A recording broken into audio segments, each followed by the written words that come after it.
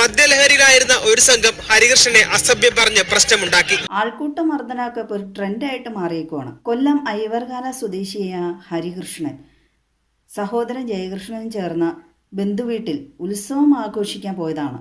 കൊല്ലത്ത് കുറച്ച് മദ്യപാനികൾ ഉത്സവത്തിനിടെ ഹരികൃഷ്ണനും സഹോദരൻ ജയകൃഷ്ണനും ഇവരുടെ മുമ്പിൽ കയറി നിന്നു എന്ന നിസ്സാര കാരണം പറഞ്ഞ് 19 വയസ്സുള്ള ഹരികൃഷ്ണനെ ഒരു കൂട്ടം ചേർന്ന് ആക്രമിച്ചു കൊന്നു. സഹോദരന്മാരായ ജയകൃഷ്ണനും ഹരികൃഷ്ണനും ഉത്സവത്തിനിടെ രണ്ടായി വഴിതെറ്റി പിരിഞ്ഞു. അങ്ങനെ ഈ ഹരികൃഷ്ണൻ ഈ മദ്യപാനികളുടെ ഇടയിലേക്ക് ചെന്ന് വിടുകയാണ് ചെയ്തത്.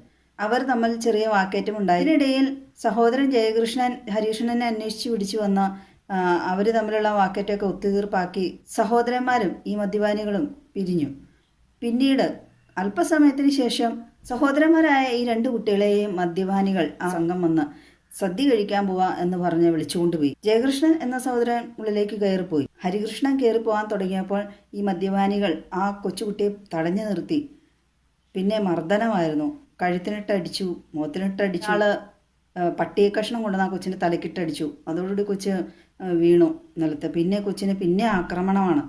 വെറും 19 വയസ്സുള്ള കുട്ടീനെ ഇതുപോലെ 52, 58 വയസ്സുള്ള കിഴവന്മാരാണ് ആക്രമിച്ചത്. സുഭിക്ഷമായിട്ട് ജയിലിൽ പോയി കഴിയാമല്ലോ, വരുമാനവും കിട്ടും. മകന്റെ പ്രായം പോലുമില്ല എന്നോർക്കണം. ഹരികൃഷ്ണന്റെ സഹോദരൻ ജയകൃഷ്ണനെയും അവര് ആക്രമിച്ചു. മാതാവിന്റെ സഹോദരി പുത്രിയുടെ വീട്ടിൽ ഉത്സവം കൂടാൻ പോയതാണ് ഈ കുട്ടികൾ. ആ സഹോദരി പുത്രിയുടെ ഭർത്താവും അവിടെ എത്തി. അവരെ ബന്ധുക്കൾ അവരെ ആക്രമിച്ചു ഈ സംഘം. ഹരികൃഷ്ണൻ എന്ന കുട്ടിയെ ഹോസ്പിറ്റലിൽ എത്തിച്ചപ്പോൾ മസ്തിഷ്ക മരണമാണ് ആദ്യം സ്ഥിരീകരിച്ചത്. ഇതുമായി ബന്ധപ്പെട്ട ഒരു വാർത്ത കണ്ടപ്പോൾ ആ കുട്ടി മരിച്ചു എന്നൊരു കമൻറ്റ് കണ്ടു. എന്നെ ഏറെ വിഷമിപ്പിച്ചതും ചൊടിപ്പിച്ചതും. അതുമായി ബന്ധപ്പെട്ട വേറൊരു ന്യൂസിൽ ഒരു കമൻറ്റ് കണ്ടത് വികലാംഗരായ മാതാപിതാക്കളാണ് ഈ കുട്ടികളുടെ എന്നാണ്. ഈ മരണപ്പെട്ട ഹരികൃഷ്ണൻ ആർമി സെലക്ഷനുമായി ബന്ധപ്പെട്ട ആദ്യ ടെസ്റ്റുകൾക്കും തയ്യാറെടുക്കുകയായിരുന്നു. കുട്ടി ആശുപത്രിയിലാണ്, ഇതുപോലെ ഗുരുതരാവസ്ഥയിലായിരുന്നു എന്നൊന്നും ആ കുട്ടിയുടെ മാതാപിതാക്കളെ അറിയിച്ചിട്ടുണ്ടായിരുന്നില്ല.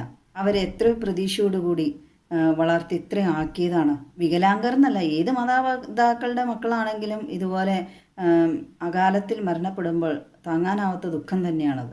മരണപ്പെട്ട ഹരികൃഷ്ണൻ എന്ന ആ മകന് മാത്രമല്ല, ആ മകന്റെ ജീവിച്ചിരിക്കുന്ന വികലാംഗരായ മാതാപിതാക്കൾക്ക് നീതി വേണം. 6 പ്രതികളിൽ 2 പേരെയാണ് ഇതുവരെ പിടികൂടിയിട്ടുള്ളൂ. 4 പേർ ഒളിവിലാണ്. ഒരു അഡ്രസ്സും ഇല്ല, രേഖയും ഇല്ലാത്ത പ്രതികളെ ഗുദാമിലും ദുനിയാലും പോയി തപ്പിപ്പിടിച്ചെടുത്തു കൊണ്ടുവന്നിരിക്കുന്നു കേരള പോലീസ്. തീർച്ചയായും ഈ കുഞ്ഞിന്റെ ഘാതകരെയും എത്ര മാളത്തിൽ പോയി ഒളിച്ചിരുന്നാലും തപ്പിപ്പിടിച്ച് പൊക്കിയെടുക്കുന്ന തന്നെ വിശ്വസിക്കുന്നു.